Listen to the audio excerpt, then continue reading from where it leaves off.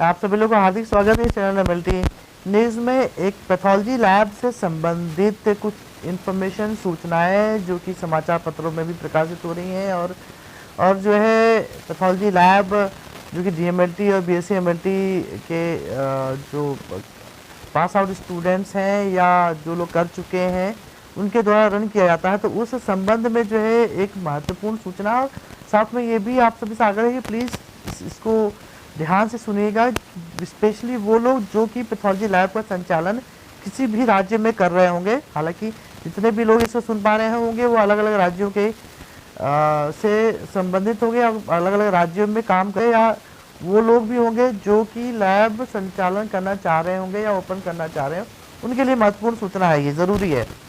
तो अभी कल की तारीख में ही जो है, हालांकि जैसे कि थंबनेल में आपने देखा होगा कि राजस्थान के लिए, तो हालांकि राजस्थान के लिए तो है ही, परंतु ये भारतवर्ष के सभी राज्यों के लिए भी जो है ये इन्फॉर्मेशन काम आ सकती है। तो अभी हालांकि जो मैं राजस्थान से संबंधित आपको बता देता हूँ, फिर और भी डिस्कशन इसमें किया जाएगा और इससे संबंधित और भी न्यूज़ आएंगे। तो राजस्थान में एक हनुमानगढ़ डिस्ट्रिक्ट है, हालांकि ये डिस्ट्रिक्ट के द्वारा स्टेप उठाया गया, परंतु ये राजस्थान के सभी जिलों के लिए एप्लीकेबल होगा। तो इस क्या कह रहे हैं ये कि बिना रजिस्ट्रेशन नहीं कर सकेंगे लैब का संचालन। सीएमओ की अध्यक्षता में प्रयोगशाला लैब संचालकों की बैठक आयोजित की गई। तो ये बात तो सही है कि बिना रजिस्ट्रेशन के तो लैब का संचालन होना ही नहीं चाहिए। अब लैब का संचालन किस तरीके से होता है, क्या नियम है, ये आप सब लोग को जानना चाहिए। हालांकि बहुत सारे लोग आज भी ऐसे हैं जो कि रूरल ग्रामीण क्षेत्रों में जो लैब का संचालन तो कर रहे हैं, लेकिन उनका मुख्य चिकित्सा अधिकारी, उस जिले के मुख्य चिकित्सा अधिकारी या सिविल सर्जन के ऑफिस में रजिस्ट्रेशन नहीं हुआ है। अब वो रजिस्ट्रेशन नहीं हुआ है तो उसका पैमाना, हालांकि जो पैरामीटर डिसाइड किया गया है वो शायद फुलफिल नहीं कर पा रहे होंगे, इस वजह से उनका रजिस्ट्रेशन नहीं हो पा रहा है। ये तो बात है ही।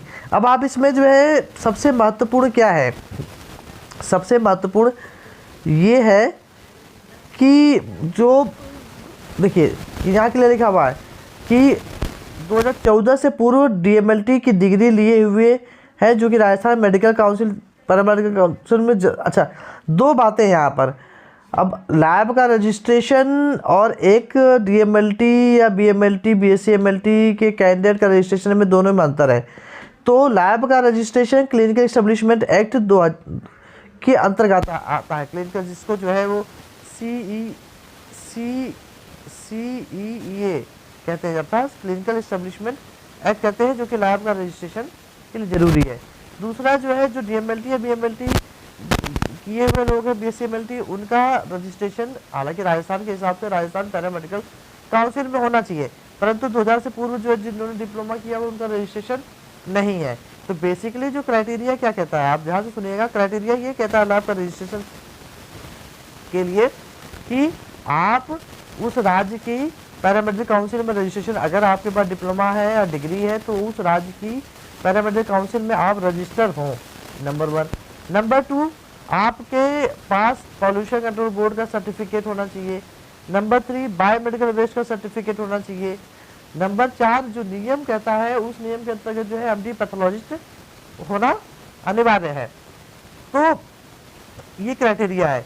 तो 2014 से पूर्व तो बहुत सारे लोग ने जो डीएमएलटी या बीएमएलटी किया होगा उनका रजिस्ट्रेशन नहीं हुआ होगा राजस्थान पैरामेडिकल काउंसिल में, तो अब उनको रजिस्ट्रेशन करवाना अनिवार्य है। अब उसको कैसे रजिस्ट्रेशन करवाया जा सकता है, वो एक गंभीर समस्या है और उस पर जो है काम करने की ज़रूरत है। हालांकि रजिस्ट्रेशन उनका हो सकता है।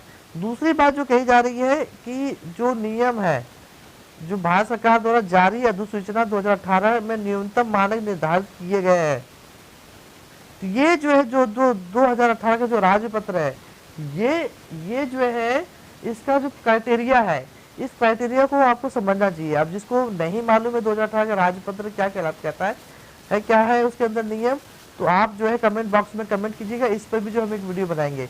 तो हालांकि 2018 का जो राजपत्र है हमारे हिसाब से वो जो डीएमएलटी या बीएमएलटी के लोग हैं उनके लिए बेनिफिशियल है, उनके लिए अच्छा है। अगर वो 2018 के राजपत्र के का जो क्राइटेरिया है उसको पूरा करते हैं तो उनकी लैब का रजिस्ट्रेशन भी हो सकता है और उनकी लैब का रजिस्ट्रेशन के साथ में जो है वो अपनी बेसिक लैब की रिपोर्ट्स को भी अपने हस्ताक्षर से दे सकते हैं। तो इस पर काम करने की ज़रूरत है। सेम चीज़ जो है वो और भी जगहों पर एक और न्यूज़ दिखा देते हैं हम आपको। ये है, स्थायी रजिस्ट्रेशन अगर नहीं होगा तो लैब बंद करने की चेतावनी दी जाएगी और लैब बंद कर दिया जाएगा। तो यहाँ पे भी 2018 भारत सरकार की अधिसूचना 2018 के राजपत्र की बात की जा रही है।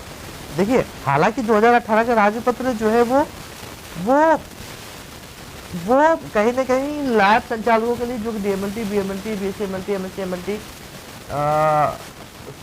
की डिग्री लेकर के कर रहे हैं, उनके लिए जो है फायदेमंद ही है।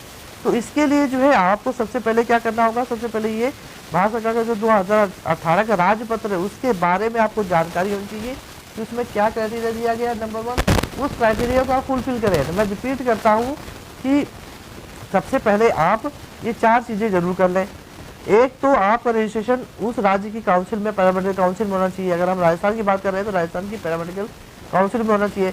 दूसरा जो है, आप पोल्यूशन कंट्रोल बोर्ड का सर्टिफिकेट के लिए पोल्यूशन कंट्रोल बोर्ड में अप्लाई करें और वो सर्टिफिकेट ले लें। फिर बायोमेडिकल वेस्ट भी ले लें। तो ये 3-4 चीज़ें जो है आप लोग अपने पास सुरक्षित कर लें। और जो बाकी की जो चीज़ें हैं कि MBBS के नाम से रजिस्ट्रेशन होगा या MD पैथोलॉजिस्ट के नाम से रजिस्ट्रेशन होगा, उस संबंध में जो है आपको हम अवगत कराएंगे कि क्राइटेरिया क्या होगा, किसके नाम से रजिस्टर्ड होगा। हालांकि 2018 राजपत्र के हिसाब से जो DMLT, BMLT के नाम से लैब का रजिस्ट्रेशन किया जा सकता है, लेकिन इसके लिए प्रयास करना पड़ेगा। इसलिए संगठन के माध्यम से जो है पत्रचार करना पड़ेगा, सरकार से बात करनी पड़ेगी और ये संभव है। तो उम्मीद है कि इस तरीके की जो इन्फॉर्मेशन आप तक पहुंची होगी वो आपके लिए बेनिफिट मिलेगा। और अगर आपको कोई डाउट है या कुछ इन्फॉर्मेशन चाहते हैं तो कमेंट बॉक्स में आप कमेंट कीजिएगा, हम उस पर रिप्लाई ज़रूर करेंगे। और साथ में जो साथी नए हैं, चैनल को सब्सक्राइब जरूर कीजिएगा। ये इन्फॉर्मेशन जो है आपको हमने दिया कि राजस्थान के लिए पैथोलॉजी लैब बिना रजिस्ट्रेशन नहीं कर सकेंगे संचालक।